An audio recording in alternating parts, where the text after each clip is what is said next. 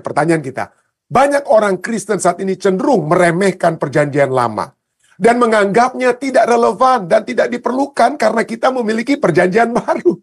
Apakah dengan sikap yang salah? Apakah yang salah dengan sikap seperti ini?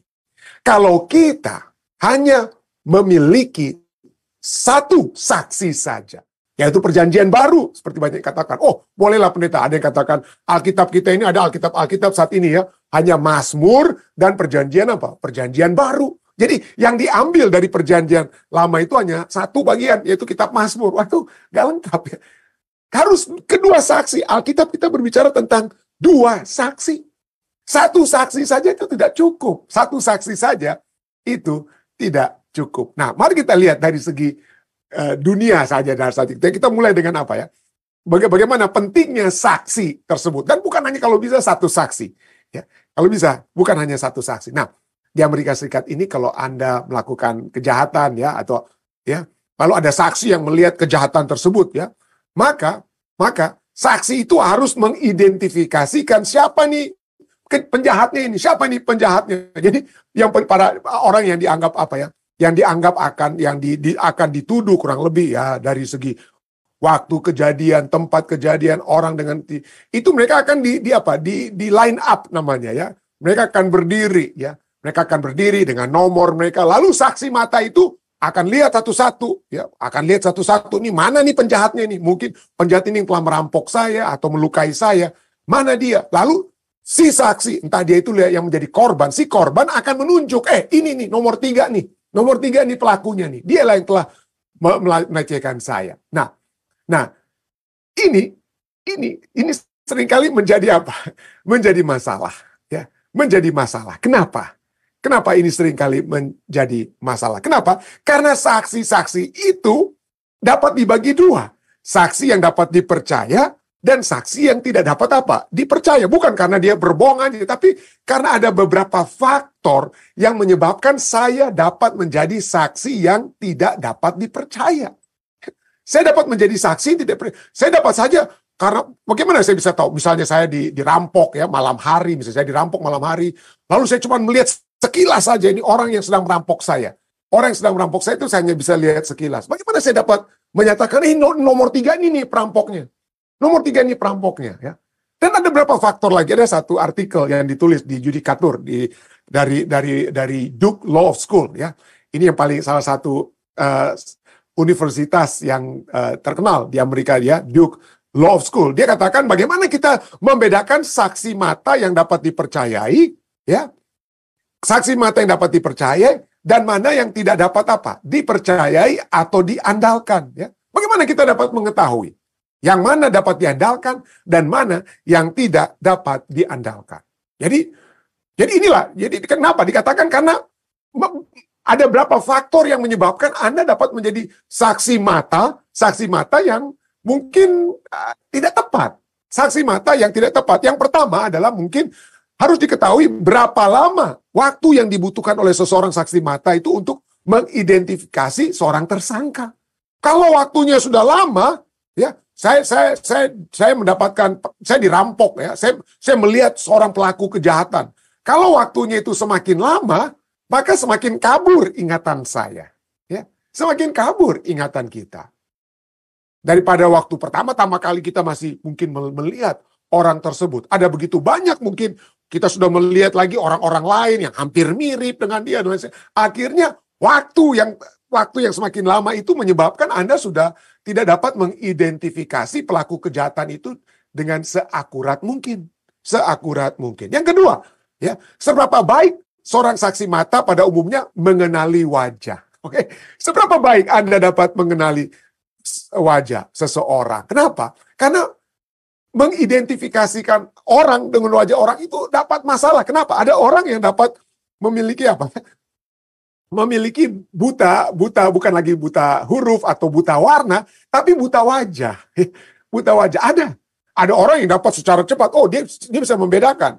Orang ini bukannya bagaimana? Oh, kalau orang kembar, ada orang bisa, oh ini si A, ini si B. Tapi banyak orang yang kembar ini yang mana nih? Si A ini yang mana, si B ini yang mana? Ya, saya ingat waktu kami baru tiba saja di Ethiopia ya. Waktu tiba di Ethiopia, istri saya katakan, "Wih, ini pas kami baru tiba ya, istri saya katakan, ini orang-orang di Ethiopia ini mukanya semua sama seperti ada seorang sahabat kami di Filipina yang datang dari Ethiopia, mahasiswa dari Ethiopia datang bersekolah di Filipina, namanya Dube ya, saya nggak mau kasih tahu nama lengkapnya, tapi namanya Dube. Jadi pada saat kami tiba di Ethiopia dari Indonesia, kami akan melayani di Ethiopia, kami tiba di Ethiopia, pada saat kami mendarat di airport, istri saya langsung, ini kayaknya keluarga daripada Dube semua ini di sini.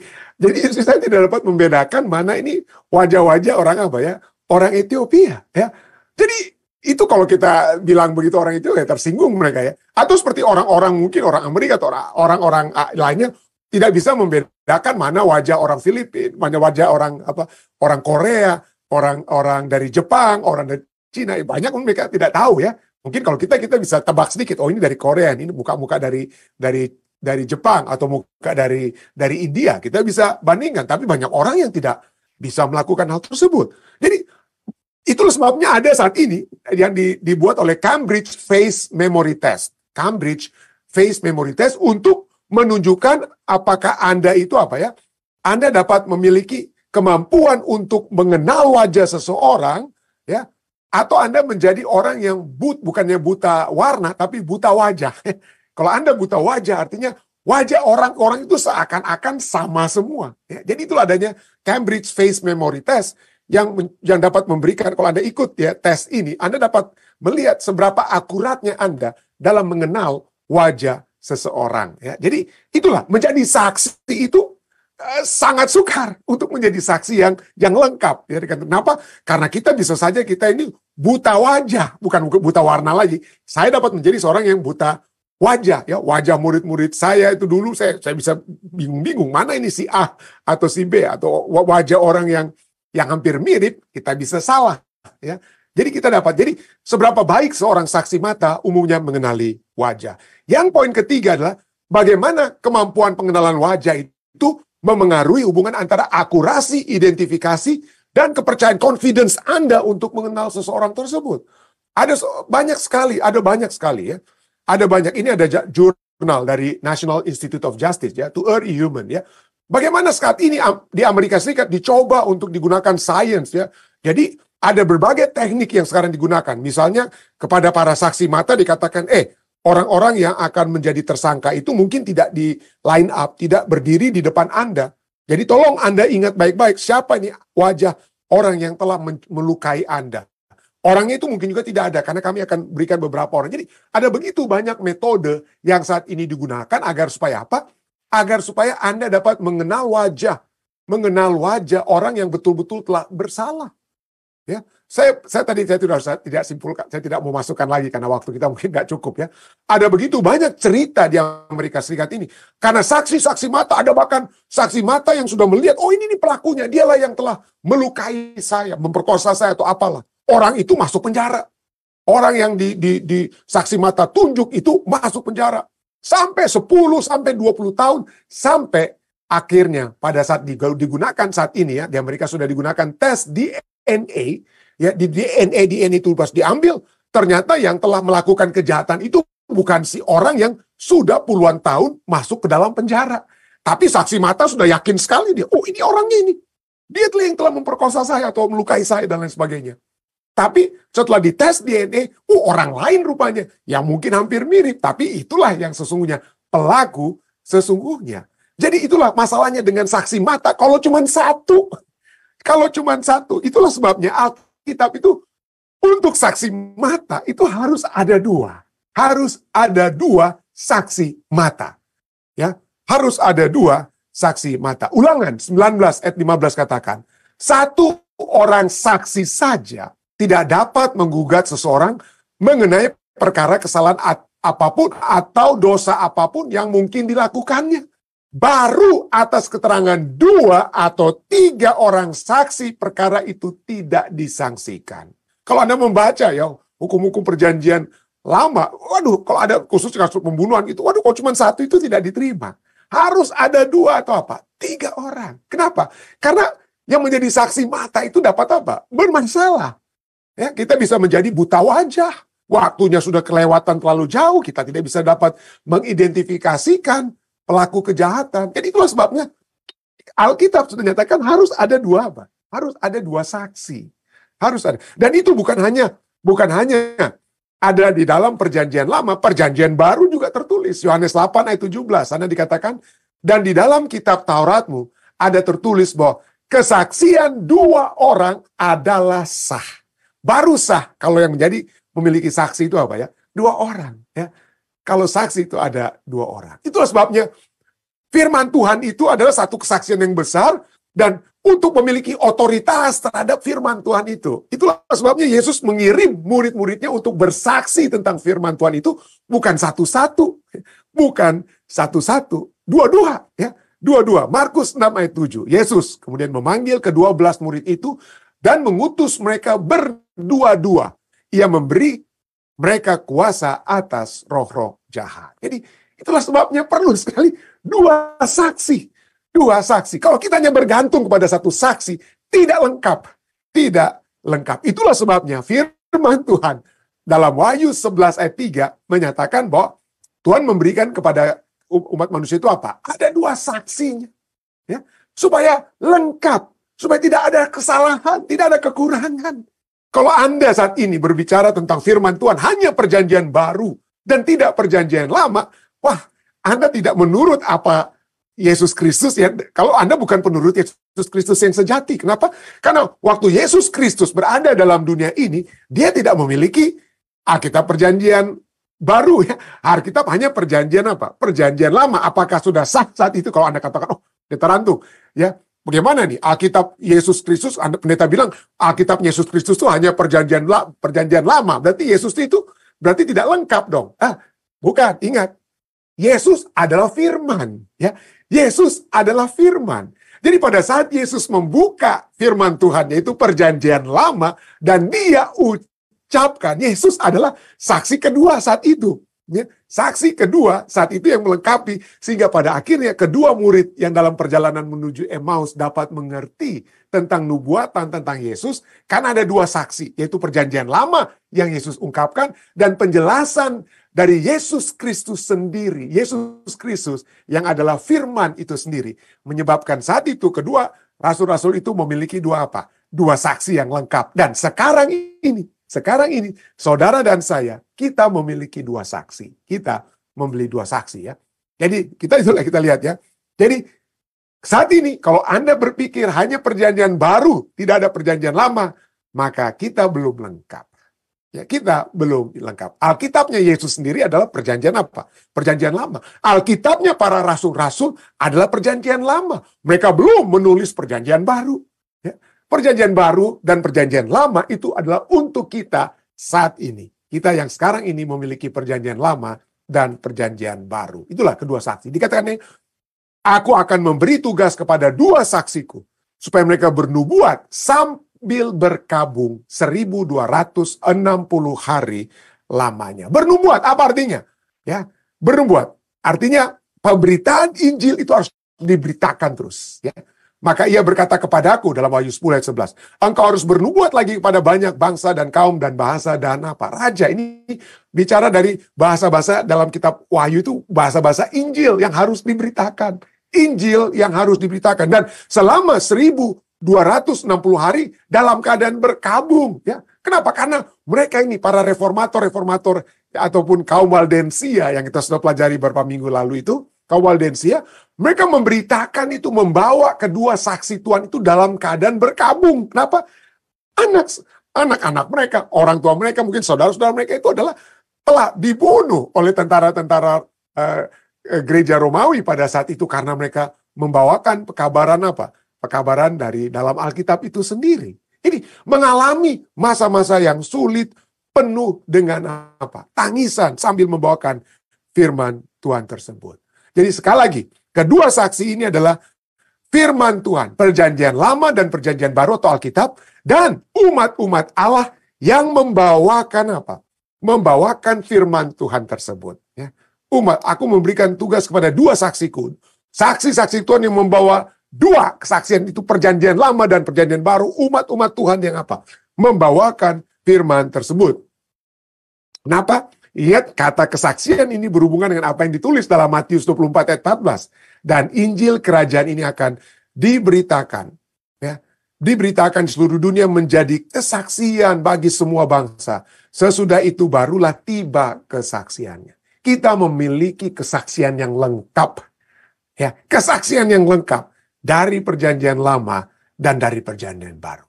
Bagaimana kita mengetahui akhir dari dunia ini kalau kita tidak mengetahui permulaan dosa yang menyebabkan Yesus harus mati? Kita harus membaca kitab apa ya? Kitab Kejadian dan seterusnya. Jadi itulah kesaksian ya. Kesaksian bagi seluruh umat manusia. Bagaimana saudara mau mengetahui kitab Wahyu pasal 13 berbicara tentang Babylon? Bagaimana kita mau mengetahui apa karakteristik apa yang dilakukan oleh Babylon dalam Wahyu pasal 13 kalau Anda tidak membaca Babylon yang terjadi, peristiwa Babylon yang terjadi dalam kitab Kejadian pasal 11 atau apa yang dilakukan oleh Nebukadnezar dalam kitab Daniel pasal 3. Ya, kita tidak dapat memiliki satu pemahaman yang lengkap. Pemahaman kita cuma setengah. Ya, kalau kita hanya mempelajari dari kitab perjanjian baru dan tidak melihat kelengkapannya dari kitab perjanjian apa? Lama dan baru yang kita satukan. Jadi begitu banyak poin-poin lagi. Wah, hebat, banyak. Tapi another point, kedua saksi itu ya. Yohanes 5 ayat 39-40. Yesus katakan, kamu menyelidiki kitab-kitab suci sebab kamu menyangka bahwa olehnya kamu mempunyai hidup yang kekal. Tetapi walaupun kitab-kitab suci itu memberi kesaksian tentang aku. Jadi kitab suci itu adalah memberikan kesaksian tentang siapa? Tentang Yesus. Tentang Yesus. Namun ya, ini Yesus yang bicara tentang orang-orang Farisi itu ya. Kamu tidak mau datang padaku untuk memperoleh hidup itu. Jadi kitab suci, perjanjian lama dan baru, itu memberi kesaksian tentang Yesus. Memberi kesaksian tentang Yesus. Okay? Dan pada saat itu memberikan kesaksian tentang Yesus, apa gunanya? Apa fungsinya? Fungsinya adalah untuk memberikan kehidupan. Fungsinya adalah untuk memberikan kehidupan. Gitu ya. Kamu tidak mau datang kepadaku untuk memperoleh apa? Hidup itu. Firman Tuhan itu menghidupkan, saudara. Firman Tuhan menghidupkan. Saya tidak perlu lagi mengungkapkan contoh demi contoh, ilustrasi demi ilustrasi. Bagaimana umat-umat manusia yang diubahkan hidupnya. Umat-umat manusia yang diubahkan hidupnya oleh sebab firman Tuhan. Ya, saya tidak perlu memberikan begitu banyak contoh. Saya bisa berbicara tentang Nicky Cruz, ya, seorang pengkhotbah anak geng yang dari Latin Amerika datang ke New York, lalu kemudian diubahkan oleh sebab firman Tuhan yang menjadi kekuatan baginya. Itu orang lain. Tapi saya tahu ada di antara Anda. Saya tahu sekali di antara Anda, ada yang memiliki kehidupan yang terus terang saja tidak dapat dibayangkan. Kenapa? Karena itu adalah salah satunya itu adalah saya sendiri, saudara ya. Saya memiliki satu kehidupan yang tidak dapat dibayangkan sebelumnya, tetapi dapat diubahkan. Ya, belum sempurna, terus dalam proses ya, tapi diubahkan oleh firman Tuhan. Ya, diubahkan oleh firman Tuhan. Kenapa? Karena saya tidak dapat katakan lebih panjang lebar lagi. Tetapi dapat saya katakan bahwa firman ini telah memberikan kehidupan. Ya, memberikan kehidupan. Saat kematian kerohanian saya secara pribadi telah dihidupkan oleh sebab firman Tuhan tersebut. Itulah sebabnya dalam 2 Timotius 3:16, segala tulisan yang diilhamkan Allah. Bahasa aslinya katakan yang dinafaskan oleh Allah. Melalui nafas Allah. Segala tulisan, segala. Itu Rasul Paulus ini menulis pada Timotius, dia segala tulisan, itu tulisannya siapa yang dia katakan ya. Yang Rasul pada saat Rasul Paulus tulis ini kepada Timotius, mungkin ada tulisan-tulisannya dia ya, ada juga mungkin sebagian tulisan daripada Markus, Lukas, mungkin belum kalau saya belum tahu, belum selidiki lagi ya. Pada saat 2 Timotius ditulis ini apa kitab gospel itu sudah ada, tapi yang pasti segala tulisan ini merujuk kepada seluruh kitab dari Kejadian sampai Maliaki. Kitab perjanjian lama ya. Jadi segala tulisan yang diilhamkan Allah, yang keluar dari nafas Allah, itu God breathed, theopneustos, artinya dari nafas Allah. Memang bermanfaat untuk mengajar, untuk menyatakan kesalahan, untuk memperbaiki kelakuan. Kelakuan saya, kelakuan kita semua, itu telah dirubah oleh sebab adanya firman Tuhan ya. Memperbaiki kelakuan dan untuk mendidik orang dalam kebenaran. Ini yang sudah dikatakan dalam 2 Timotius 3:16. Segala tulisan yang diilhamkan Allah, artinya diilhamkan Allah itu adalah God-breathed, nafas Allah. Ya. Pada saat kita diperbaiki kelakuan kita, pada saat kita diajar daripada hal yang seharusnya diketahui ya, pada saat kesalahan-kesalahan kita dinyatakan, pada saat kita dididik untuk menjadi orang yang benar, kita sedang dihidupkan oleh Allah. Dan kata God-breathed ini, diilhamkan Allah atau God-breathed ini adalah nafas hidup dari Allah itu ya, theopneustos itu ya, adalah kata yang juga digunakan dalam Kejadian 2 ayat 7. Ketika itulah Tuhan Allah membentuk manusia itu dari debu tanah dan menghembuskan nafas hidup, theopneustos ya, itu dalam bahasa Grekanya theopneustos. Ada Alkitab Perjanjian Lama yang harusnya dalam bahasa Ibrani, tapi ada penulis-penulis Ibrani yang menulis Alkitab Perjanjian Lama dalam bahasa Greka atau Yunani, bukan dalam bahasa Ibrani, yang namanya Septuagint, dan Septuagint ini menggunakan kata yang sama dalam 2 Timotius 3:16 dan Kejadian 2 ayat 7 versi Septuaginta menggunakan kata theopneustos, artinya God-breathed, nafas Allah. Ya, jadi ketika Allah memberikan nafasnya ke dalam hidung daripada Adam, apa yang terjadi dengan Adam? Demikianlah Adam itu atau manusia itu menjadi makhluk yang hidup. Saudara dan saudari yang saya kasih dalam Yesus Kristus, ada banyak di antara kita sudah dari waktu ke waktu kita semua ya telah memberikan kesaksian bagaimana firman itu telah menghidupkan kerohanian kita yang tadinya mungkin tidak seperti saya atau banyak orang yang mungkin sudah agak mati dan lain, tapi lebih menguatkan kerohanian kita. Ya. Karena itulah fungsi, itulah otoritas daripada kedua saksi Tuhan ini. Kedua saksi Tuhan itu, firman Tuhan Perjanjian Lama dan Perjanjian Baru itu memiliki otoritas yang tidak dapat disangkal. Saksi mata manusia itu dapat salah, tapi saksi mata Allah, ya Alkitab ditulis melalui apa? Nafas Allah. Roh Kudus telah mengilhamkan apa yang akan ditulis oleh para penulis Alkitab. Itu semuanya itu dari Roh Kudus. Lalu kemudian pada saat itu dibagikan, itu juga melalui proses penulisan, diperbanyak ilham-ilham tersebut dalam tulisan-tulisan. Itu juga Roh Kudus. Dan pada saat saudara dan saya mempelajari firman Tuhan ini, Roh Kudus juga menuntun kita untuk memahami apa yang kita baca, pelajari, dan dalami. Jadi semuanya itu adalah pekerjaan Roh Kudus. Dan tidak heran dan tidak bukan, kita memiliki otoritas yang tidak dapat disangkal. Ada begitu banyak di antara kita yang telah memperoleh kekuatan oleh sebab dua saksi Tuhan ini. Ya, kalau kita akan pelajari besok dan sepanjang minggu ini, bagaimana itu menjadi kekuatan bagi kaum-kaum yang telah menderita aniaya oleh sebab mempertahankan kebenaran firman Tuhan. Tapi kalau itu terjadi di waktu dahulu, itu juga telah terbukti terjadi waktu kita saat ini. Kenapa? Karena saudara dan saya, kita telah dikuatkan oleh kedua saksi tersebut. Firman Tuhan, Perjanjian Lama dan Perjanjian Baru yang telah menghidupkan kita. Kiranya firman Tuhan ini akan terus menghidupkan kita ini ya. Saya bawa ini dalam nama Yesus.